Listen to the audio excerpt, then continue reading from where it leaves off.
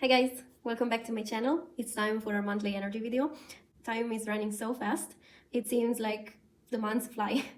August is going to be a very alchemical and catalytic month, so there's going to be a lot of inner processing, a lot of change that will be reflected outward. There is going to alter some things about ourselves. There are going to be some changes, and these changes are going to open up new possibilities and new good things.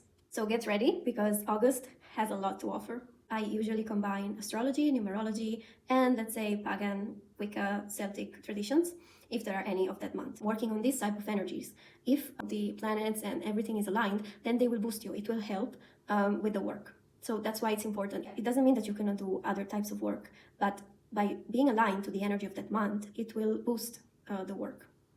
And it will boost the results. We actually have three main events that are huge for the evolution of the planet and for personal growth. We start with the Lionsgate portal on the 8th of August, 8/8. And this one happens when the star Sirius aligns with the sun. This basically floods the earth with high energy and light frequency, a major vibrational shift and a major vibrational update. And it shines the light upon who you really are. Moving on, we have the total solar eclipse on the 12th of August in Leo. This is the best time to claim personal power, but at the same time, it creates a cosmic cleanup, meaning what is blocking you, whatever is no longer serving you, will be released. It is rewriting your energy blueprint, and you could be feeling a little bit exhausted during those days, so take extra care of yourself. Finally, we have the partial lunar eclipse in Pisces, which happens on the 28th of August. And so far, the month will be dominated by air and fire, so there will be no water at all. And with this partial eclipse in Pisces, some water comes back in. So there is a lot of focus on emotions, there is a lot of focus on the purging of emotions, of clearing, of intention, especially the themes of releasing, letting go, surrendering, and going with the flow. And this will balance the dominance of air and fire that was happening during the whole of August, where we were driven by action, by expressing ourselves, by creativity, by very masculine young energy, which could also create some impatience, and it could have caused us to be too much in our heads. That's why grounding is really important, to bring back some of the earth and water elements, which are the yin to the yang of the fire and the air. And this would help us to balance everything out. The combination of these three aspects is what is going to burn away what you don't really need, who you're not anymore, and it's going to help us step in the new timeline. If we go forward with numerology part, August is universal month number 9, meaning that it is the month of completion, it is the month of endings, it is the month of release, and it's the closing month of a 9-month cycle that began in December 2025. It is the perfect month to end projects, finish what you started, complete tasks, also let go of what doesn't serve you, release whatever is no longer important for your growth. And this goes hand in hand with the astrological part, because there is the Lionsgate portal, there is the partial eclipse, and there is the total eclipse, which all are helping us to release and let go what we don't really need anymore. The month number 9 is basically about clearing the old to make space for the new that will come during the month number 1. It is about surrendering, it is about letting go, and it's the month where we stop being the student and we finally are the teacher. We have gone through a 9-month cycle where we have acquired knowledge, where we have been through obstacles, and now we can finally integrate it all into this last month. We'll be integrated in our personality, and we can finally become the wise teacher. Moving on to the Pagan festivals, this month we actually have one. It's on August 1st or 2nd, depending on the year, and it is Lugnasad. I don't know if it's pronounced that way, also called the Lammas. And this basically is the first harvest festival, or used to be the first harvest festival, because even though summer is at its peak and the vegetable is lush and green, it is actually starting to wane, and we are slowly getting into autumn, which will then bring winter. So it is a month of celebration, it is a month of harvest, but it's also a month of sacrifice and release. So once again, we see the theme of surrendering, of letting go what doesn't work in order to make space for what works and for what will bring our best potential and our growth. And it is not a coincidence that the symbol of Lammas is a scythe, like it's the object that they use to cut the grains in the fields. As everything is a cycle, the same way we are cutting in order to harvest, we are also planting the seeds for the new. So even though it is a month number 9 and the energy, astrological energy, is all about letting go, release, surrendering, also unknowingly we are putting the seeds for the future. Because when we take away the old, we make space for the new.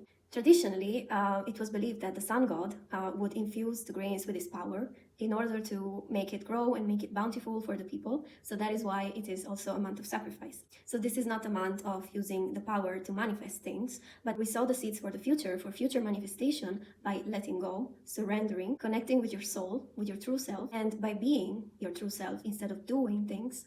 This will help create the things you will desire in the future. It will align you with the new reality, with the new timeline, with opportunities, with synchronicities. But because there is so much high power, there is so much frequency of light, there is so much energy coming, flooding the earth and invading our DNA, we also need to be sure that we are grounded. Otherwise, we will be stuck in our heads, and the tendency of the masculinity, which is to do, to be out in the world and have always be in action and fighting and just being out there all the time, will make us be too much in our heads, which will make us lose focus, and it will loosen the connection with our body. But we need to counteract this dominance of fire and air with femininity, which is about receiving, it is about going with the flow and letting go. This was the general part. I think it is interesting to also tell you what I do with it, because it is nice to know in theory, or it is nice to know what the general patterns are, but then it is maybe difficult to understand what to do with it. So I want to show you what I do with this knowledge on a monthly basis, so that you can be maybe inspired to do your own thing. First of all, after understanding the general energies, I try to look inside and I try to tune into myself and understand what of these energies I actually want to apply my life to. How does my life and my energy align with the universal one? For me, the theme of August is liberation, the theme of letting go and surrendering, but doing it in a way that will help me to express myself. How I envisioned it is like, the butterfly, that before becoming a butterfly, she's in the cocoon and needs to lose the cocoon in order to spread her wings. So what I do is that I have an idea of 3 things that I really want to focus on during that month. And for August, they are focusing on pleasure, focusing on movement as a self-expression, and acting from personal power.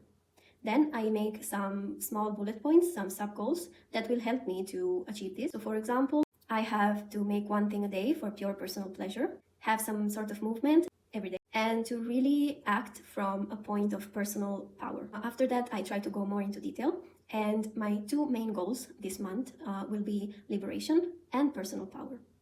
For liberation, then I have 2 other points, sub-goals, which are sensory pleasure and movement and self-expression. For the second part of the month, I want to focus on personal power, understanding what it really is, like on a practical and personal level, and trying to really hold space from there and act from there. Related to this, I want to learn more about boundaries and being better at establishing them and following them, because not all the time I do that. Really try to act from an effortless sovereignty instead of a place of fear or panic, anxiety, whatever that is. Because all this actually matches the frequency of the sacral chakra, this is perfect, because this is the next step, right? So in July, I worked on the root chakra for grounding, and after root chakra comes the sacral chakra. Second part of the month is actually working on solar plexus chakra, which follows the sacral chakra. So again, perfect, aligned with August, aligned with Leo, aligned with astrology, aligned with everything. So everything falls into place, everything is aligned to the energy, to the astrological energy, to the numerology energy, to festival energy, and everything is synchronistic, which is great. After establishing, let's say, the main goal and then the 2 different goals, I try to look into what I can do daily or weekly and monthly in order to incorporate it into my routine and have some practical steps and achievable goals. My daily things that I'm planning to focus on during the month of August are daily pleasure, meaning taking care of my body, taking care of my skin. I already do my skincare, but taking extra time, extra care in doing it. Really enjoying the books that I read and the series that I watch, trying not to multitask or just scroll mindlessly on the phone, but really focus onto the video, onto the series, onto the book. Focus on the senses, contact with textures, but also like smelling oil. For example, grapefruit oil is very aligned. Dancing, doing some stretching if I cannot dance, or doing some strength training. Trying to laugh from the belly, so a laugh that isn't forced, but it is truly from inside. Or smiling more, even for no reason. And also breathing from the belly, because the sacral chakra is seated between your pelvis and between your belly.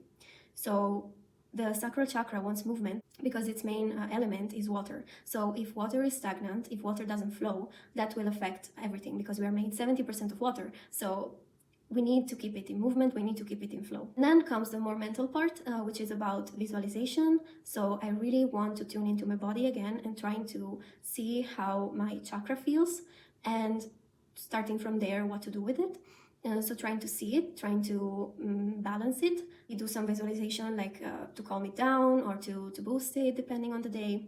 And also some affirmations which are helpful to frame the mind. For my weekly goals, I have intuitive drawing. It's something that I've started like last month, and I found really great. It doesn't take a lot of time. I'm all for being efficient and not spending hours, but at the same time doing things that really inspire me. So intuitive drawing is where you just take a pen, paper, an iPad, whatever you want, and let yourself be guided by your intuition of what colors to pick, what shapes to draw, and whatever you feel you have to put on that paper or screen. It's just a way for you to let go of control, for surrendering and letting the side of your body, the unconscious side of your body, take control. It's pretty nice. For the monthly goals, I have to get out of my comfort zone, doing one thing that maybe used to make me uncomfortable, to prove to myself that I can do it. Swimming. So at least once I hope I can go swimming, because the sacral chakra is connected to water. So anything that has to do with water, whether it is drinking it, whether it is working with it, whether it is swimming in it, is really helpful. Also, it's movement, so it accomplishes two things. Plus, I love swimming, so it's great. The sacral chakra is also traditionally connected to the moon, to the feminine aspect, to receiving, to the moon rituals in general. It is about doing one moon ritual. I think that for me works best on the full moon, so at the end of the month. Nothing fancy, just a simple conscious recognition of the moon and maybe gazing at it. If you can make water. You can make moon water, so you can infuse the water with the moon rays by putting it on the windowsill. Something personal that strengthen the connection with the moon. My last but not least goal is to be as excited as a child for one day. This is going to be hard because my default mode is to be very serious, or like more than serious, it is about being worried, or sometimes I catch myself having a frown. I really want to awaken the inner child in me again, that excitement, that bubbly energy that you have when you're little, that then society and work and drab life takes away from you. I don't want it to be taken away from me. I really want to be able to tune into that again. Even though it is a month of surrender, it is a month of let it go what doesn't serve you, this can be interpreted in two ways. It can be a more heavier side, where you do a lot of shadow work, you do a lot of deeper inner realization, you shed your beliefs, which is really important. However, because I already did that, and I honestly, that's my kind of base point, so I always do that, even unconsciously. I really want to feel the energy of August as more light, as creative, as fiery, as for expression. So I really want to focus on the other side of the coin, which is joy, which is a little lighter. I want to self-express, but from a place of joy, from a place of lighter energy. So that's why I also want to focus on laughing, just really doing things I enjoy, and just really maybe finding that inner child again. This is how I use the monthly energy. And I think it's really helpful to have a practical way that you can use this. So it doesn't just stay in your mind, but you can actually make something out of it. And I found it's really helpful for me to have like a monthly goal, to have a monthly energy, because it keeps me focused, it keeps me centered, and it also makes life more interesting, and it allows me to work on different sides, different things, improve myself in different areas. I really find this useful. This is just my way of how I do it. And the funny thing and the nice thing is that it's highly customizable, and because the energy is just like a blueprint, it gives you the general trends, but you can take from it whatever you need. So yeah, what I hope I can accomplish with this is to balance my sacral chakra and my solar plexus chakra, and to really get out of my cocoon, to liberate myself as a butterfly, and to find the joy that I had as a child again. I really hope this video can help you and can give you inspiration. And let me know in the comments what your goals are, and I see you next time. Thank you.